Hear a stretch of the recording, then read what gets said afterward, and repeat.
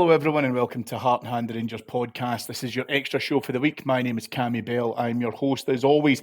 And joining me in what I'm fairly sure is going to be a fun-filled, laugh-a-minute hootenanny is my good friend Ross Hutton. Ross, thank you very much for coming along. Times, they are interesting.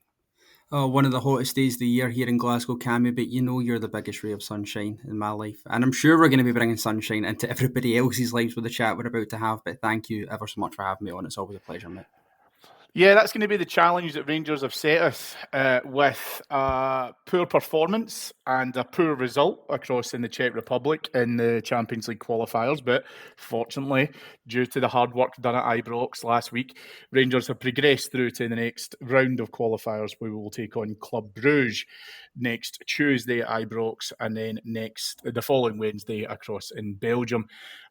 Ross, I think for the health and safety of the listeners, we won't have too much of a deep dive into what was a pretty lackluster performance in the Czech Republic. Not many can walk off that park having felt that they've done too great a job, aside from Jack Butland. And I want to have a chat with you about, obviously, the game and what it means to us at the moment in terms of what feels like the rapid progression through the qualifiers, plus our kind of overall situation at the moment, because we are recording on Wednesday, so we've had a little bit of time to digest from, I think it's been fair to say, some fairly frustrated and angry sentiment from a lot of the Rangers fan base in terms of where we are at the moment. But we need to talk about all things in even purpose. It was an excellent result to get through against Pilsen and be able to still remain within the competition. I didn't think Pilsen were anywhere near as good as Panathinaikos, and I thought that they were a much tougher opponent. But right now, how are you feeling about how things are going within our European campaign? Within the European campaign, I think things are positive, and this is maybe where I'm trying to make the distinction. Last night's performance wasn't great. The result obviously wasn't great, like you said, but across the two legs, which I do think is how you need to judge it, we have done more than enough to get ourselves into the playoff round. And in doing so, I think we've probably surpassed the expectations that I had at the start of the season. Obviously, never got near that stage last year, given the debacle with the Kiev at Hampden. But when I was sitting down and I was thinking about what the start of this season could look like, I talked before about the fact we might have a very bumpy start, and in my head, Europe was a part of that. We were going up against a Panathinaikos side that was good, and I think we're maybe guilty as a support of playing down almost the achievement of getting past that Panathinaikos side and obviously getting to the Champions League playoffs by getting past Pilsen. I understand completely that performances along the way haven't been great. You know, Athens wasn't a fun watch. Pilsen wasn't a fun watch. The first half at Ibrox was certainly not a fun watch. But we have done enough to get through, and I think you do need to give Russell Martin and the team credit for that.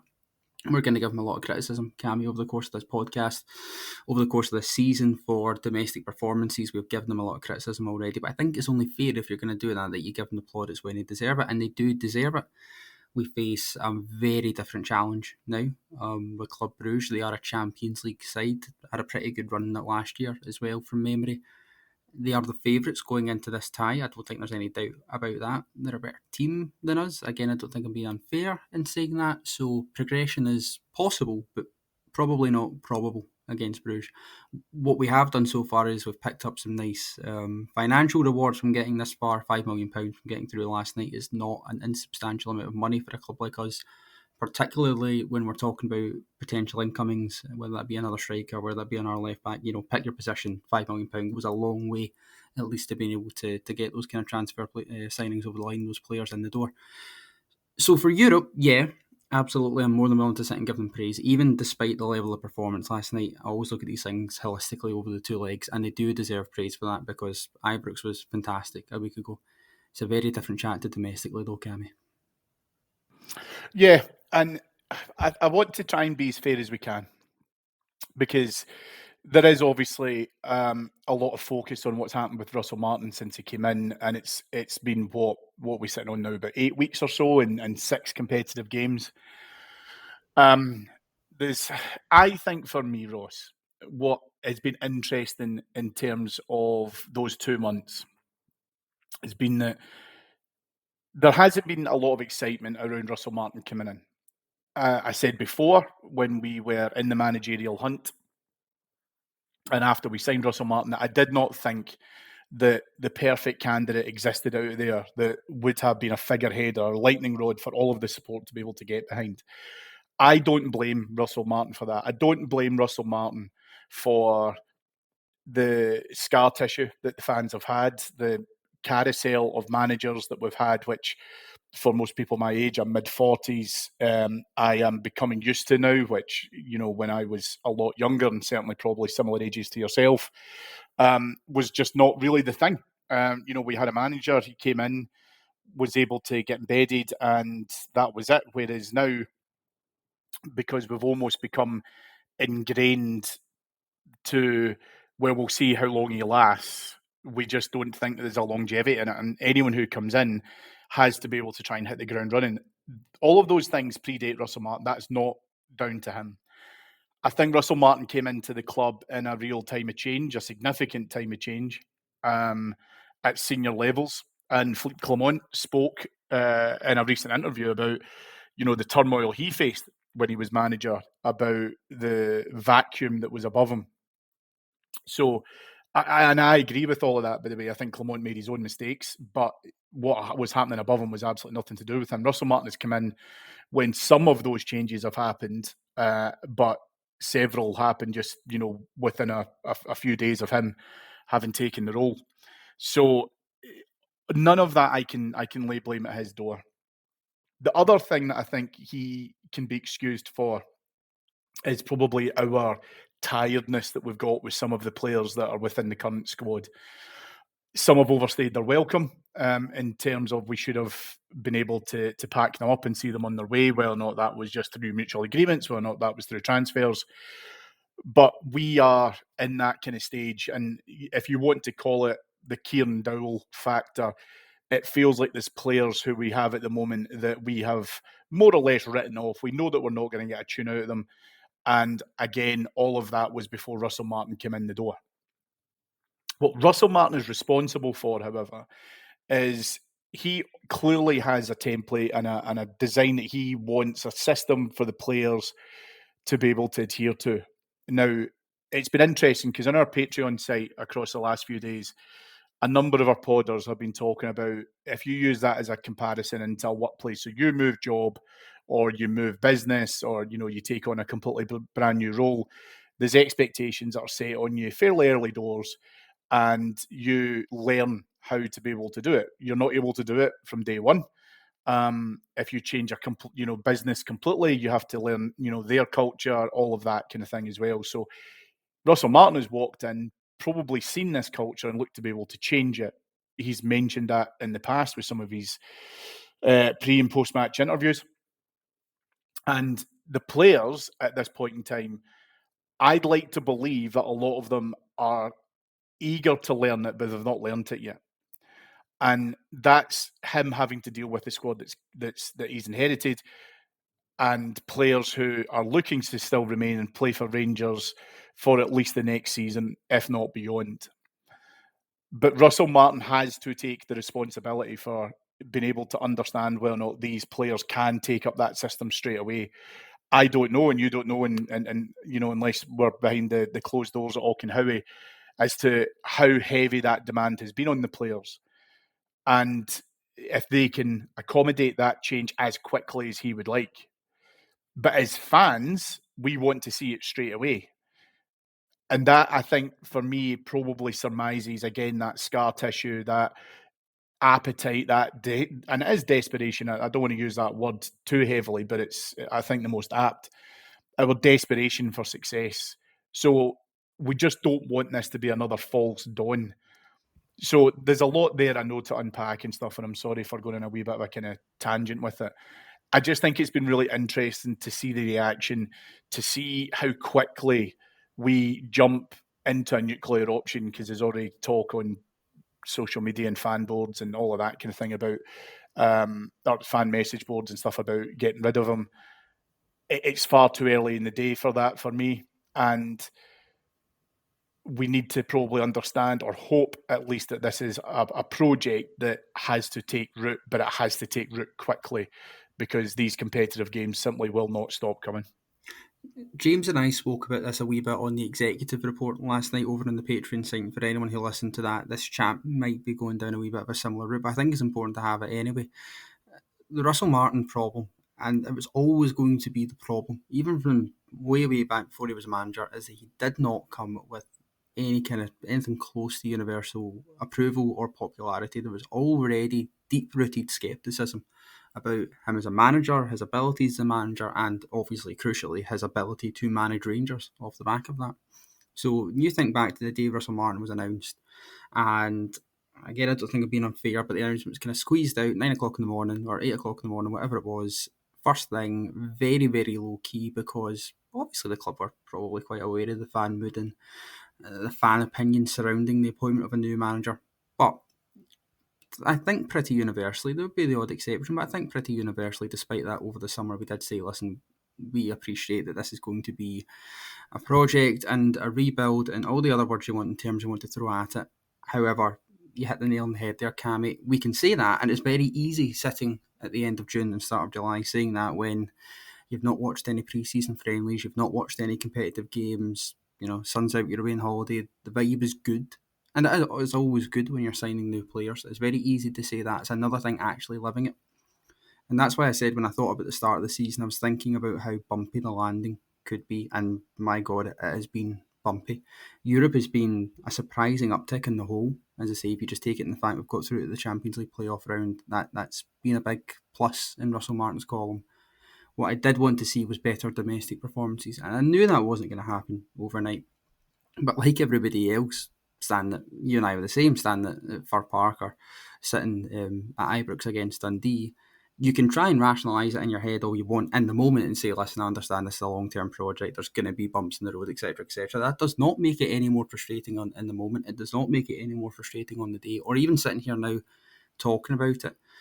And one thing, and it's certainly not Russell Martin's fault, but it's something he does have to deal with, is the fact that the patience of the fans has just completely snapped. Now, we spoke about it a wee bit towards the tail end of last year, but what you had kind of bringing people along, that thread that really was holding us all together towards the tail end of last season was the takeover. Because, and how many people commented on it, mate, how many people said if it wasn't for this takeover looming over us, God knows where the mood would be. So we had that as a bit of hope and a bit of salvation. Now the takeover's happened, again, good, very positive. We're starting to see new signings come in, got a new manager, fantastic, good, positive. But what we needed was to see a fast start, because take all that away and you're still kind of left with the same aspect of a lack of patience that the fans have. Because you're right, we are desperate for success. We've been starved of it for a number of years. And I think the idea of asking fans to go another year, maybe two, without success and the promise that it might come in the future, I don't know if the patience is there for it. Now, I'm not saying that's not the right thing. This is a long-term project in my eyes, and I'm completely with you. I think it's far too premature to call for the manager's head. I think sacking a manager like that, in my own personal opinion, after 4 weeks towards the end of the transfer window would make us look like an absolute basket case of a club. It would send the wrong message out to potential new managers. It just, no. It's, in my opinion, absolute non-starter. However, we still need to see an uptick in performances, because there's only so long the fan patience can hold. And if you have something to cling on to as a fan, if you have that hope that things will get better, if there's something, even a little flicker of light there that you can pin your hopes on, then fine, okay, you can go along for the ride. Steven Gerrard was announced as the Rangers manager. It was all very exciting. He had a horrible start to the season. I don't think we won in the away game until about mid-October or something like that. But you had the hope. You could see that something was happening. You had early kind of signs and staging posts of progress. That's something we need to see from this Russell Martin side. Something that can keep us going, because if you speak to anyone who's watched his side regularly over the years, they do tend to say that he starts pretty poorly, and then when it clicks, it gets good. The worry is that if by the time it clicks and it gets good, we are, 7 points worse off than Celtic, possibly worse, then no one's going to care. The patience won't be there, despite the fact that in the long run that might be the best thing for us. The patience will have snapped. So something in the short term, just something in the short term for the fans to cling on to, would go so far. but we need to see that in terms of performances on the park. I am hopeful, as I say, and I do expect things to get better, but we just need to, as fans, maybe bite the bullet a wee bit. And it's so unpalatable saying that, and I completely understand it, and I hate the fact I'm saying it myself, but I think that's the reality of the situation that we find ourselves in, unfortunately.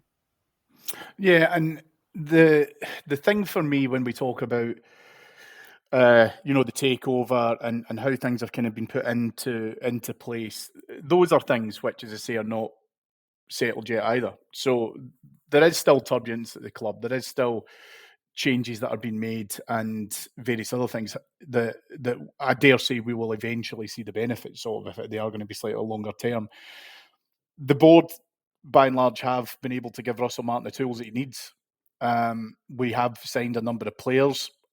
We've had a few issues, obviously, with availability in terms of some of them coming in with slight knocks. And listen, I think it happens to every club at the beginning of every season that not everyone is fully fit and ready to go.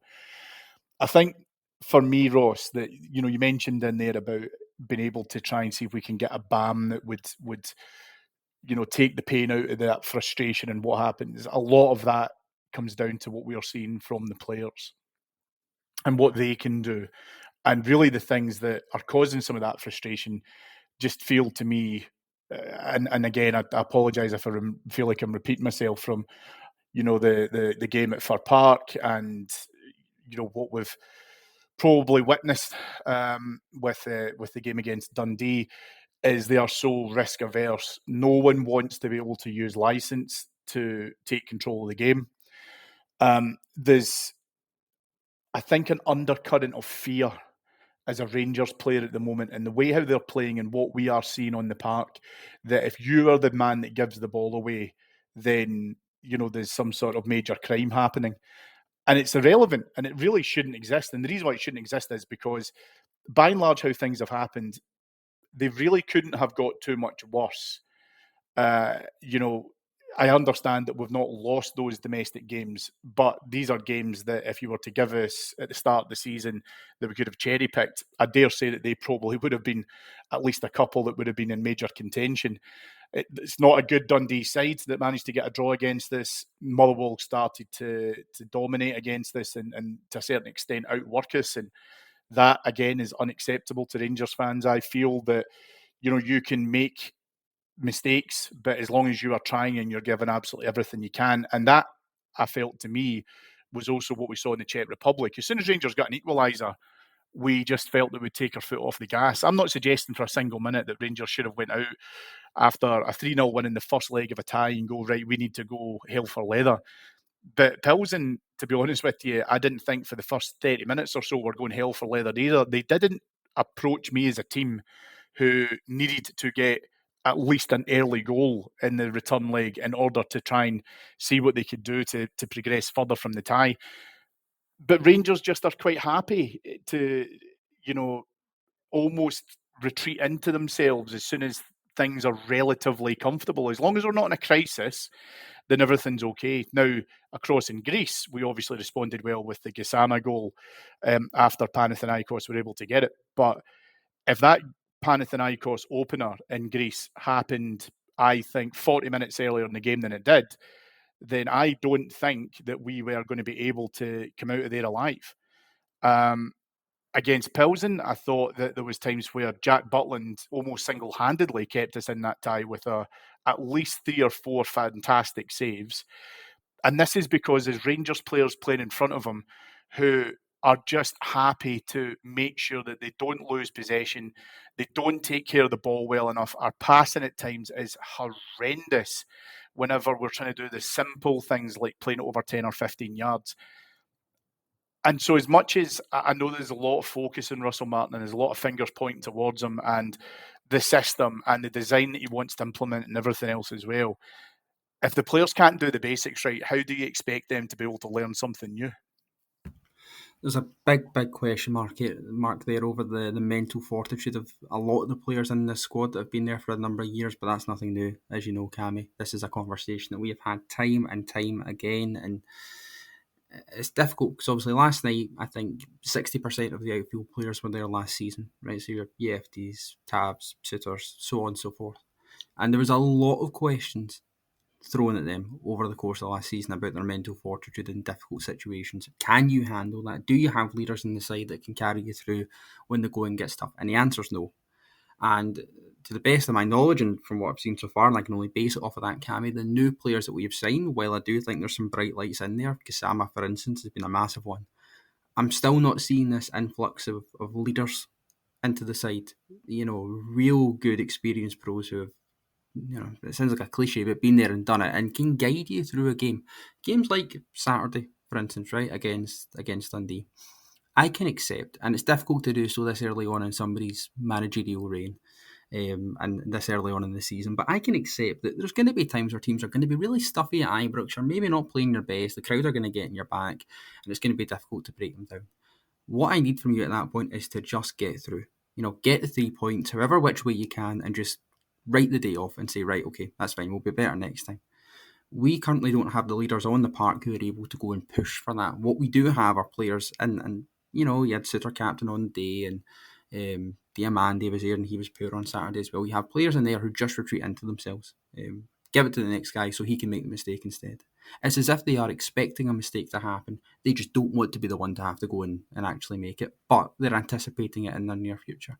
Whereas what you want, obviously, with a squad that's brave, and we speak about it so often, Cammy, on the side of bravery is taking the ball in bad and difficult and tight situations and going and making something happen. So you want that level of bravery to be able to go and say, well, I know this isn't our day today, but I'm going to go and make it our day. We don't have that in the squad. We've not had it for a number of years now. And until that changes, then we can talk about managers in the dugout or, director of football, whatever you like, all you like. That's going to be the big key difference maker. So we need to see that coming into the squad. We've still got a wee bit of time in the transfer window, getting that level of experience and people who can really go and put their own stamp on the squad that the manager can't do because he's obviously not a player. But somebody who can go into that dressing room and really kind of stamp their authority on it would go a long, long way for Rangers. Okay, I accept that. But we've got guys in there who, like I say, do have some of that experience and they have fulfilled some of that role before. We spoke about the idea that there's not a perfect Rangers managerial candidate out there that was going to come in. This would have to be a hell of a leader to come in and inspire a group of guys who, right now as things stand, seem happy just to phone it in. And as long as things don't get too uncomfortable, we're all right. And I think what the Rangers fans are starting to realise, and I say starting to realise, have realised already, among a lot of the guys that I speak to, is that there's a fragility and a weakness. They've got, I think the easiest way I can describe it is if they're weak jawed, then they know that they can't take a punch, and that's almost acceptable if you come up against top tier opponents. None of us said any of this when we were getting turned over in the Champions League and people just kind of said, what do you expect Leon King to do against Liverpool? We understood that. That's the difference between what we're seeing now, is this just general level of apathy, where it just feels as if they've got a degree of an investment, their investment might be relatively self-centered. So as long as I've had a decent game and I've not made too many mistakes, that's fine. Whatever the team does collectively, I'm not in control of. It's that guy. It's his fault. It's something else. And Russell Martin's kind of alluded to that already in the season, Cammy, by saying there was people at Fir Park playing for themselves and playing as individuals rather than part of a team. And if you've got players in that squad, and I have no doubt that they exist, who maybe do have one or two eyes away from Ibrox and are thinking, well, if I just keep my performance levels up and I kind of coast through until I'm out of this place, and then that'll do me nicely. And this is why you need to have leaders in the dressing room and in the dugout who can create that buy-in from the squad. Because if you have anybody, I think especially in a system like Russell Martin's, who is coasting and playing for themselves, the whole system collapses. It really needs to be greater than the sum of its parts. But the parts seem to be working for themselves at the minute, which is causing the collective to collapse. And do you think those players will have the backbone to say to them that they're struggling with the system? Well, this is because the reason as to why I'm asking that, and it's not a loaded question, right? I don't want to point it straight at you in terms of putting you on the spot with it, but I think it's a great point that you're making in terms of those players, if they are potentially angling for a move, or if there's a move in a pipeline, or they feel like as if they just, they want a fresh start somewhere else, I understand that. If Kieran Dowell came out tomorrow and said, I think the best thing for me to do is leave Ibrox, I think, first of all, most Rangers fans would agree with him. And secondly, I would not blame him. So I get it, right? I understand where some players may have that thought process in their head. The challenge I've got with those players, though, is that if they feel that it's not working, and I think I said this a wee while ago, where I wanted Jack Butland to be able to turn around and say to Russell Martin, I appreciate you wanting us to play the ball out from the back, and within the most of our domestic opponents, we are never ever going to feel too much of a challenge against that. Albeit, if I was an opposition manager in Scotland at the moment, I was about to play Rangers, I would just simply sit two strikers in our centre halves at a by kick. But he then has to turn and go, look, until we get this more comfortable, until we get a settled defence, right now this is not working. We need to vary it a bit. If players are not comfortable with what they are being asked to do just now, they need, in my opinion at least, to be able to speak up with that. Now what it feels like is that they're doing it, but they're doing it badly because they don't want to be seen as an opposition voice in that dressing room that says, look, I don't get it. I need to put my hands up and say, I'm really, really struggling with this. And I don't know if there's players who are comfortable doing that. So there's two sides to that, right? Okay, so the first one is about players who might have an eye away from Ibrox. I felt that the manager's comments after Fir Park saying we've only had a bid really for Cyril Dessers, an actual bona fide concrete on the table bid, that felt very pointed. Very, very pointed at some of the players who might think they're getting a wee bit above their station, do have a couple of eyes away from Ibrox, maybe in their head have already mentally checked out, and he's trying to draw them back in by saying, well, you might be checked out, but nobody's checked in for you. So that felt very, very pointed. In terms of the players going to the manager and raising concerns about the system, if they have them, this is very interesting, right? Because I don't really know the right answer to this. Instinctively, I would say that probably a lot of those players do have an issue with the system, right? They might feel like they can't play it. They might feel as though it's beyond their level of capabilities. I would also suggest that a lot of those players would look for any excuse to make their life just a little bit easier, just to, it's a shifting blame thing, to make their life just a little bit easier, to do something they're a little bit more comfortable with. And as soon as you give those players an inch, they will take a mile and retreat back into their comfort zone. So Jack Butland with the ball at his feet is quite a good example. And I think actually Jack Butland has been a bit of a positive this season overall. Don't know if you agree. I thought he was fantastic last night, for instance. 100%. I think when we were talking about it the other day, I think that between Jack Butland and potentially Giga, they've almost ran for our man of the match on our post-match shows for all of the games thus far. Potentially Gassama aside. But you've got Jack Butland with the ball at his feet, right? And he's getting back in a shot-stopping context. I mean, to something close to the levels I think that we would expect and demand of him. And to be fair, I think he would expect and demand of himself, right? I'm not saying he's anywhere near what he was in the first kind of 6 months of the season of the first year that he came to us, but he's not chucking them in like he did last year, and he's made a couple of really good, really smart saves. So that's a positive. Is he the best of the ball at his feet? No, we've always known that. We all know that. It's a limitation of his. Do we compromise an entire managerial philosophy and system to accommodate that? Probably not. And if somebody sees Jack Butland getting away with not having to try and buy into the system as much, then that's one part of the collective that's fallen. And then somebody else, whether they're brave enough to say it to the manager or subconsciously will go, well, if he doesn't need to do it, then why would I do it? And then the whole thing falls down. And again, speaking to people who have watched a lot more of Russell Martin teams than I have, although I think I've watched a fair bit to be able to comment, he needs everybody buying into this. Now, I understand that there are players in that side who have played over the past 6 games or whatever who are not capable of doing it, but that's just where we are, and this just all comes back to the fact that this is a long-term project. This was never going to be fixed in one window. It was never going to be fixed in 1 month, and we're going to need to give him time in order to implement his philosophy and get it right. He's all in on this. I think the new board are all in on this. The new owners are all in on this. So if we are like that, if we are believing truly that this is what they want Russell Martin playing his style of football, we need to be able to give him time to go and do it. So we might not replace an entire squad in one window. We need to do our best to try and get as many players in as possible who can fit the mould, but that's not going to be happening just in one summer window. It's going to take time. So maybe Jack Butland is a long-term consideration. Maybe you pause on the goalkeeper recruitment now. You go, right, okay, I can deal with him with the ball at his feet for another 6 months to a season. if it means I can get a greater collective going. Because as I say, when one person falls out of it, when one person is allowed to check out of it, it gives license to the rest to just do what they want. And that would be my concern with that. It's about willpower, almost, from the manager and the players. And if the board really do trust the manager to go and implement that, then they need to back the manager and understand that you're going to have players in the short term who maybe can't fulfill it to the best of their ability. But the more players you surround that player with, the less prevalent that should be, and the less obvious that should be, if that makes sense.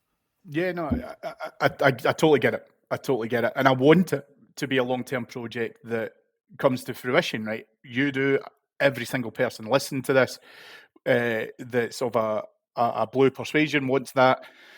But this is part of the issue, is that we all know football is a results business.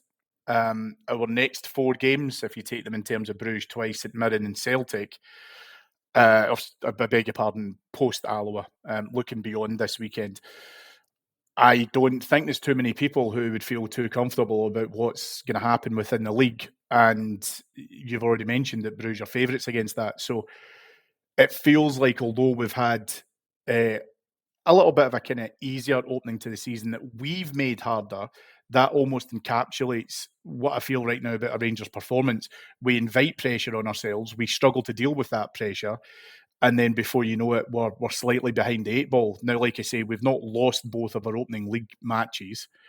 I'm very confident, as we'll talk about shortly, that we'll beat Alloa. We've done absolutely the right thing by retracting the postponement of the St Mirren game. And now, again, rewind the tape and go back to the beginning of this season, I would say, well, we've got that as an option and we progress to this stage of the qualifiers. We've been screaming out at times for domestic breaks to allow us to be able to try and progress. But where we've got to now, because we've invited that pressure in the door, what's then happened is we've then said, no, actually, we all now want that St Mirren game to happen because we need more time, again, to come back to your point earlier, to allow that system to bed in. And that means games. And we'll have enough of them. What we can't do, though, is get to the end of this window for the transfers to come in, miss any opportunities, because we're screaming for outgoings at the moment. I don't think we need to generate cash to buy, so I don't think we need to sell to buy. But right now, you were obviously mentioning the goalkeeper, and Jack Butland's form has absolutely quietened down that conversation, and quite rightly. Right now, I think what we need is a centre half, a left back, and now potentially a striker if Cyril Desser's injury is as bad as feared, if it's going to be a cruciate issue or not. So the focus has shifted elsewhere. That's where we need to, if we are going to buy, and we are going to buy some of those guys to come in and give us an uplift, then we're going to have to get that done very quickly. It looks like Mendy is close to completion. Good, because again, it's another addition. But fundamentally, the manager and the players, they need to take a lot. They need to take a unified accountability for what they are looking to do. I don't know if 1 or 2 signings is going to be capable of achieving that. And again, this is where we find ourselves, because the overturn and the overhaul on the squad needs to be so great. 1 or 2 signings probably won't achieve that, might not achieve that, but this is why I keep saying it's a long-term project. And I am hopeful that with the addition of Theo Asgard, when he comes into the side, when you get Mikey Moore in there to give Gassama a bit of a break, because he's shouldered a lot of the burden going forward, he needs a bit of a breather. So there's 2 supposedly very good attacking options to join the side. I completely agree with everything you said about the priority areas for incomings. Cammy, a centre-back, is absolutely a priority. Hopefully Mendy gets over the line soon. A left back as well. When's Yilmaz not linked with Besiktas, so hopefully he gets out the door. I think Palmeiras were linked with Yefti, although they've not put a bid in yet. But any decent money on the table for either of the 2 of them, they're gone in my eyes. Get a new left back in, because I thought Yefti was appalling last night. And then a striker as well, possibly 2, because I don't know what's happening with Ligaman in terms of either his fitness or his future. And does anybody really trust Danilo to stay fit? I don't think we do. So 1, maybe 2 strikers have just become an enormous priority for us. Get them in the door as well, and I would like to think we might not be the finished article, but we might at least start to see what the finished article will look like. You'll have a rough draft, so to speak. Those players might not be game changers, they might not fix our lives overnight, but I would like to think that with a couple of new additions and good quality in the squad, we will start to look much more like the thing. As I said, and I keep saying it, my worry is by the time that happens, patience might have completely snapped from the fans, as it's pretty much there or thereabouts, if not already happened. Patience, but it's not an easy thing to say. No, it's not. It's not. And as I say, I think we've covered, I think, a lot of bases in terms of where we're all at the moment. And again, I think I mentioned after Fir Park that for the guys that didn't like Russell Martin and didn't want him to come in the first place, this is adding fuel to that argument. There is an age that we live in, Ross, because everybody's in the internet and everyone's on, forums and everyone's on social media and stuff, that you state that position and it's difficult to reverse that position. And so there's a lot of noise which I think generates from that, from people who just want to be the guys to turn and say, look, I called this 2 weeks ago, 2 months ago, whatever. And that's where all of that noise, I think we kind of need to step away from a little bit. And it is sensible to allow it to embed and to allow it to try and take root. I think what I need to be able to see is two things. First of all, I need to see an upturn in the energy from the players. And I don't mean energy in terms of just run about a bit. Don't do a Lyle Cameron and just run about a bit and make yourself available and don't get the ball, a whole, I think it was double figures, that he made great runs in the Czech Republic on Tuesday night and not a single person found him. It's not about being able to run about daft. What it's about is understand the games that you're in, the tempo that has to be required. Don't pick and choose it. That's not where you are at the moment. If you get into a settled system and you can control games, fantastic. I haven't felt an overabundance of control from Rangers' performances, either in Europe or domestically, this season. The second thing that we have to be able to do, and you've hit the key word, right there in terms of allowing that patience to come in, is we want that success instantly. And we are afraid, and some of us are going into Saturday will be like, it wasn't that long ago where a lower league team pumped us out of a cup. And again, I come back to that scar tissue element. What we need to do is take each game in isolation, understand what has to be our approach to it, and incremental improvements, even if you can see marginal gains in terms of that. And that you mentioned before about Steven Gerrard, that's what kept Steven Gerrard in the job and ultimately won us the league, was that you could see those incremental improvements. You could see what he was trying to do with it.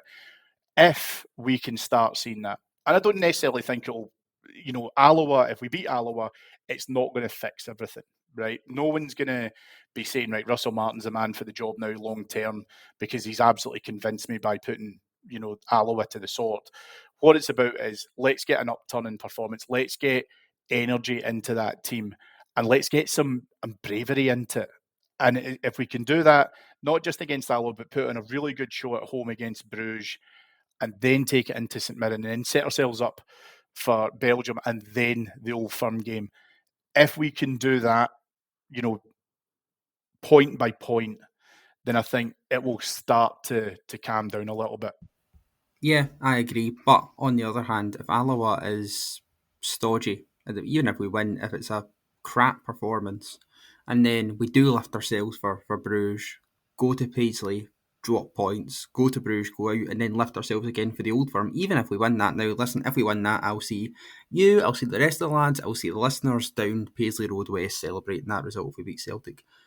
But that's not anything that we've not seen before. We watched last season, for instance, a perfect example of that, where the players were seemingly able to lift themselves and perform against Celtic, beat Celtic, and then go and chuck in an absolute nonsense a couple of weeks later. So that wouldn't be anything new. What I really want to see in terms of actual bona fide progress is, a really good performance against Alloa on Saturday, because that is minimum level expectation stuff. Winning is not good enough. Not on its own on Saturday. I need to have a performance to go alongside that. I need to be able to see signs of development away at St Mirren as well. A team who caused us no end of problems, especially in Paisley last season. So if we can go there and put in a really good performance and get a really positive result, that for me is a really good indicator of progress. Club Brugge will be what it'll be, right? As I say, they're a better team than us. They are favourites to qualify. I'm happy to say that'll be what it'll be. And then we get to the Old Firm. Now, as I say, Rangers teams last season were able to lift themselves up for the Old Firm. I need them to do that again. Because, again, you have to be able to do that as a Rangers team, along with the other stuff. So, weirdly, in a sense, I'm not as concerned about the squad, particularly a lot of the legacy squad members lifting themselves for that Old Firm. I think that will happen. What I need to see is them doing it for all the other games as well, because that is the bread and butter. You know, the Old Firms are the exceptional occasions. You know, what I get as a Rangers player, it's the one you desperately want to play in, and you need to lift yourself for it, absolutely, but I need to see it across the other games as well. And, you know, we've got this chance now on Saturday, late afternoon. I keep calling it Saturday afternoon, early evening, late evening, whatever you want to call it. Another 5:45 kickoff. The worst. But It's one of those things. It's great in theory. It's so good in theory, but 3 of them on the trot is brutal, man. Yeah, it is. It is. And it feels, and again, I apologise for longer term listeners because I've used this word a lot across the course of the tail end of last season. But Alloa, I think, has to be treated as an opportunity. For the players that we've been talking about who have been underperforming, I would like Russell Martin to be able to say to them, I want you to go out there and show me what you can do. And what I mean by that is, yes, we're not scrapping the system. We're not taking time out of that. We're not putting it in pause. What I'm going to say to you is, I want you to go out there and I want you to express yourselves. Use it as a de facto friendly. And I'm not being disingenuous towards Alloa. I've got no real love towards Alloa, but by and large, it should take care of itself. But I want you to go out there and show me what you can do if you start to take the handbrake off. I don't think a 6-0 win against Alloa cures everything, but what I want them to be able to do is say, just show me. I'm going to give you a license that rather than you feeling that, you know, passing the ball 5 yards between the two of you 10 times over isn't getting the ball up the park. Well, let's get the ball up the park. Let's do that. There was I don't know if you've seen it or not, but there was a diagram that came out of the majority of our passes against Pilsen, and it is almost to cause and effect a perfect diamond. There is nothing out on the flanks, and it's all short passes, which, again, like you say, is great, and it's what we've seen. We've retained those possessions, but again, a lot of it sits within a safety area, or what we would hope to be a safety area, which again invites in that pressure. So Alloa is now your chance to say, right, let's step it up a bit, let's take some risks. Let's see what we can do against a team who, let's face it, it's their cup final, so they'll be engaged and they'll be up for it, but they shouldn't be anywhere near a match for us. So let's not make it stodgy, as you said earlier on. Let's use it as a bit of free license to go out there and, you know, again, like you say, let's inject some energy into the team. Exactly. I mean, a win and a good performance does not cure the mood music around the club right now. It doesn't. But I tell you what, a stodgy performance and a 1-0 win certainly makes that louder and worse. So I agree with you. And this is the kind of positive mentality we need to start seeing from these Rangers sides. But they do view Saturday as an opportunity to maybe go and try some things, to maybe go and give some new players some minutes. Mikey Muir, somebody I'm really hoping, you know, now we can go into a pub. The registration should be fine. So I'm hoping that we get to see him on Saturday, all things being well. Theo Asgard as well with some fitness. I'm hoping we might be able to see even for a wee bit on Saturday. If we get Mendy over the line, then he's someone I'll be throwing straight in just to get some minutes in the legs.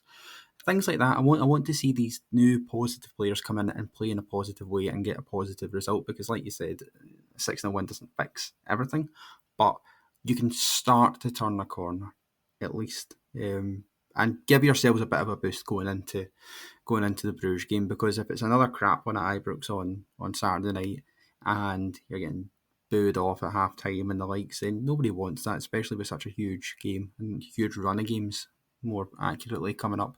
So you can go and at least send us away into a Saturday night with a positive vibe, and then hopefully we can take that into the Club Brugge games, because I say we've got a massive 4 games coming up, both domestically and in Europe, and that should be a really exciting thing, both as a fan and as a manager and as a player. That's a kind of, you know, fortnight period that you should be in football for. So go and set yourselves up for that in a positive way. Yeah, absolutely. The other factor Ross, as to why we've started so poorly, which is also dawned on me. I don't know if it's been apparent to yourself or not, but it's also because we have a live show at Edmiston House on Friday night, and that will be the turning point. Everyone listening, that will be the turning point when the Russell Martin Rangers Locomotive Express kicks into gear, because we were hoping to have a great crowd along to be able to enjoy all of the success that we've had so far, and we haven't quite got there as much as we would like. So I can guarantee you, once that show is done, you're going to see a completely different Rangers. But if you're at a loose end on Friday night and fancy coming along to Edmiston House, we would love to see you there. We've got John Brown on stage. Anyone who has had the opportunity to hear Bomber talk in person, he's a great talker, but he doesn't hold back, and he's got opinions. Just ask Tom Miller. But all joking aside, it's going to be a fantastic night. And Ross, yourself and James have got something special lined up as well just before the B Act takes the stage. We have a quiz. Yes, we have a big quiz for a fantastic prize, which I'm not at liberty to reveal as yet, but it is very exciting, and I've confirmed that earlier on. So James and I have made the quiz questions. You'll be very happy to know, Cammy. We've got that for the warm-up before, obviously, the main lads like yourself come on, and we're really looking forward to it. We've done it last year, great feedback. It was a great success. We thought, why not do it again? So please make sure when you get in early, get a few pints in you, and then come do our quiz, because, as I say, there's some fantastic prizes on offer. Yeah, and again, if you haven't been to one of the shows before, they're always good fun, right? We'll always make light of the situation, and we'll make sure that you leave a little bit happier than when you came in. And I hope that we've been able to achieve that in this week's Extra. And if we have, it's only been down to my guest, who's been wonderful as ever. Ross, thank you so much for coming on. An absolute pleasure, mate. Thank you for having me.